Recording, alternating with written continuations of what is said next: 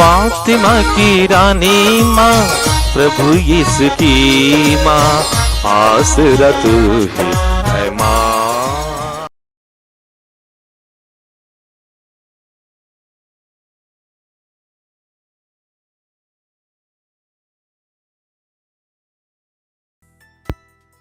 पहला पाठ उत्पत्ति ग्रंथ अध्याय 49 पद संख्याएं 2, 8 से 10 तक।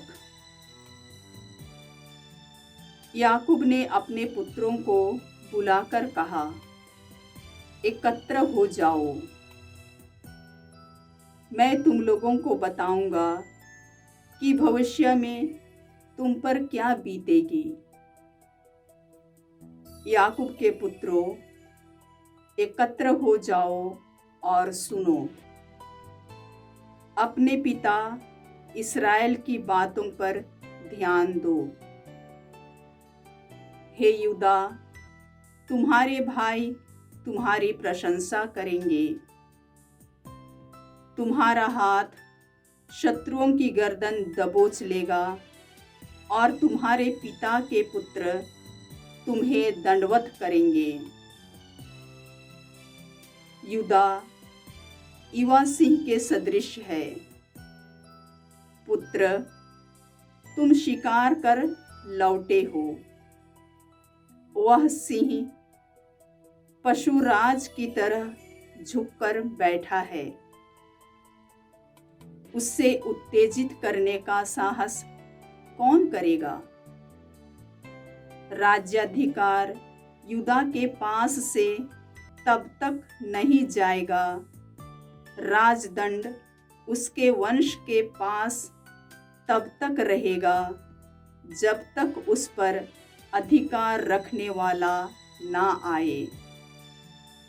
सभी राष्ट्र उसकी अधीनता स्वीकार करेंगे। प्रभु की वाणी।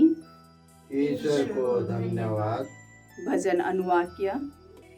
उनके राज्य काल में न्याय फलेगा फूलेगा और अपार शांति सदा सर्वदा छाई रहेगी। उनके राज्य काल में न्याय फलेगा फूलेगा और अपार शांति सदा सर्वदा छाई रहेगी। हे ईश्वर, राजा को अपना न्यायाधिकार, राजपुत्र को अपनी न्यायशीलता प्रदान कर, जिससे वह तेरी प्रजा का न्यायपूर्वक शासन करे और पददलितों की रक्षा करे। अनुवाक्य। उनके राज्य काल में न्याय फलेगा फूलेगा और अपार शांति सदा सर्वदा छाई रहेगी। उनके राज्य काल में न्याय फलेगा फूलेगा और अपार शांति सदा सर्वदा छाई रहेगी। पर्वत और पहाड़ियाँ जनता के लिए शांति और न्याय उत्पन्न करें। वह पददलितों की रक्षा करेंगे और दरिद्रों की संतति का उद्धार करेंगे। अनुवाक्य। उनके राज्य काल में न्याय फलेगा फूलेगा और अपार शांति सदा सर्वदा छाई रहेगी। उनके राज्य काल में न्याय फलेगा फूलेगा और अपार शांति सदा सर्वदा छाई रहेगी। उनके राज्य काल में न्याय फलेगा फूलेगा और अपार शांति सदा सर्वदा छाई रहेगी। उनका राज्य एक समुद्र से दूसरे समुद्र तक, पृथ्वी के सीमांतों तक फैल जाएगा। अनुवाक्य। उनके राज्य काल में न्याय फलेगा फूलेगा और अपार शांति सदा सर्वदा छाई रहेगी। उनके राज्य काल में न्याय फलेगा फूलेगा और अपार शांति सदा सर्वदा छाई रहेगी। उनका नाम सदा सर्वदा धन्य हो और सूर्य की तरह बना रहे। वह पृथ्वी के सब निवासियों का कल्याण करेंगे और समस्त राष्ट्र उन्हें धन्य कहेंगे। अनुवाक्य। उनके राज्य काल में न्याय फलेगा फूलेगा और अपार शांति सदा सर्वदा छाई रहेगी। उनके राज्य काल में न्याय फलेगा फूलेगा और अपार शांति सदा सर्वदा छाई रहेगी। जय घोष। हालेलुया। सर्वोच्च ईश्वर की प्रज्ञा शांति एवं सामर्थ्य से सब कुछ व्यवस्थित करती है। वह हमें सच्चाई का मार्ग बताने आए। हालेलुया। प्रभु आप लोगों के साथ हो और आपकी आत्मा के साथ। संत मत्ती के अनुसार प्रभु यीशु ख्रिस्त का पवित्र सुसमाचार। हे प्रभु तेरी महिमा हो।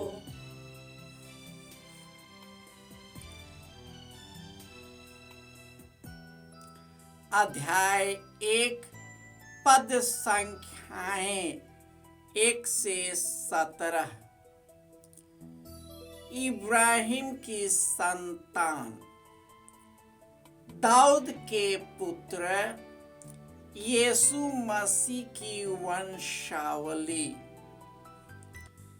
इब्राहिम से इसहाक उत्पन्न हुआ, इसहाक से याकूब, याकूब से यूदस और उसके भाई, यूदस और थामर से फारेस और जारा उत्पन्न हुए, फारेस से एस्रोम, एस्रोम से आराम, आराम से अमीनादाब, अमीनादाब से नासोन, नासोन से सलमोन, सलमोन और अखाब से बोझ, बोझ और रूत से ओबेद, ओबेद से एसे, एसे से राजा दाऊद उत्पन्न हुआ। दाऊद और उरियस की विधवा से सुलेमान उत्पन्न हुआ, सुलेमान से रोबोआम, रोबोआम से अबिया, अबिया से आसराफ, आसराफ से यस्फात, यस्फात से योराम, योराम से ओजियस, ओजियस से योआथाम, योआथाम से आखाज, आखाज से एजिकियस, एजिकियस से मनसेस, मनसस से आमोस, आमोस से ओसियस। और बाबुल निर्वासन के समय ओसियस से योखोनियस और उसके भाई उत्पन्न हुए। बाबुल निर्वासन के बाद योखोनियस से सलाथियल उत्पन्न हुआ, सलाथियल से जोरोबाबल, जोरोबाबल से अबीयूद, अबीयूद से एलियाकिम, एलियाकिम से आजोर, आजोर से सादोक, सादोक से आखिम, आखिम से एलियूद, एलियूद से एलियाजर, एलियाजर से मत्थान, मत्थान से याकूब, याकूब से मरियम का पति योसेफ, और मरियम से यीशु उत्पन्न हुए जो मसीह कहलाते हैं। इस प्रकार इब्राहिम के दाऊद तक कुल 14 पीढ़ियां हैं। दाऊद से बाबुल निर्वासन तक 14 पीढ़ियां, और बाबुल निर्वासन से मसीह तक 14 पीढ़ियां। यह प्रभु का सुसमाचार है। हे क्रिस्त तेरी स्तुति हो। क्रिस्त में प्यारे भाइयों और बहनों, ईश्वर के राज्य काल में न्याय फलेगा फूलेगा। उसकी अपार शांति सदा सर्वदा बनी रहेगी। उसका राज्य एक समुद्र से दूसरे समुद्र तक और पृथ्वी के सीमांतों तक फैल जाएगा। उनका नाम सदा सर्वदा धन्य कहलाएगा और सूर्य की तरह बना रहेगा। पृथ्वी के निवासियों का कल्याण होगा और समस्त राष्ट्र उन्हें धन्य कहेंगे। ईश्वर ने इब्राहिम के द्वारा यीशु की वंशावली को दर्शाया है। यह हमारे लिए सौभाग्य की बात है कि हमारा जो खानदान है यीशु के द्वारा ईश्वर से है।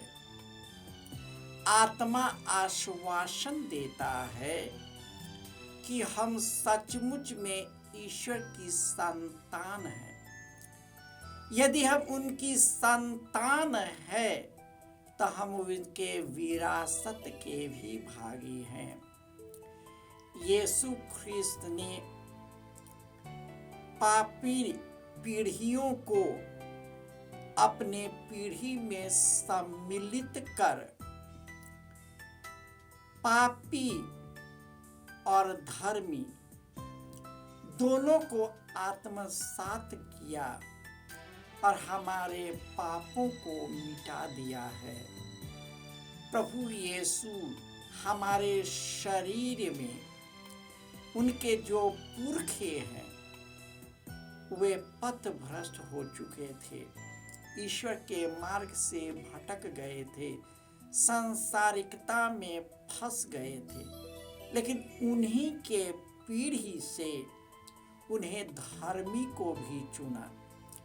इस प्रकार ईश्वर ने यीशु के द्वारा धर्मी और अधर्मी दोनों का आत्मसात कर लिया और इस प्रकार युग युगों तक हमारा संबंध को बनाए रखा है। आज की जो वंशावली है, यूदस जो थामर जो था उसका पुत्र वधू था। थामर की शादी उनके 2 पुत्र से हुई थी जो बिना पुत्र को ही बिना संतान के ही मर गए, क्योंकि उन लोगों ने ईश्वर के नजरिए में पाप किया और वे नष्ट हुए। अंत में उसका छोटा बेटा था, वह उसकी शादी करने से कतराता था, लेकिन ऐसा हुआ कि थामर से ही यूदा का शारीरिक संबंध होता है, उसका संसर्ग होता है और उसी से फारेस और जारा उत्पन्न होते हैं और फारेस के ही वंशावली से दाऊद उत्पन्न होता है।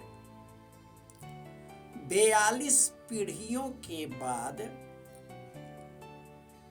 जोसेफ जन्म लेता है और जोसेफ यीशु का पालक पिता बनता है।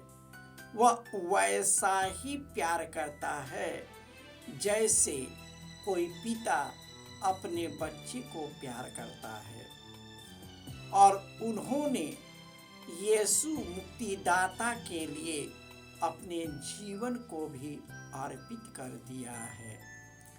इस प्रकार यीशु ने हम पापियों के बीच जन्म लेकर हमारे पापों और कुकर्मों को अपने ऊपर ले लिया, हमारी मृत्यु और शारीरिक दुख कष्ट को अपने ऊपर ले लिया और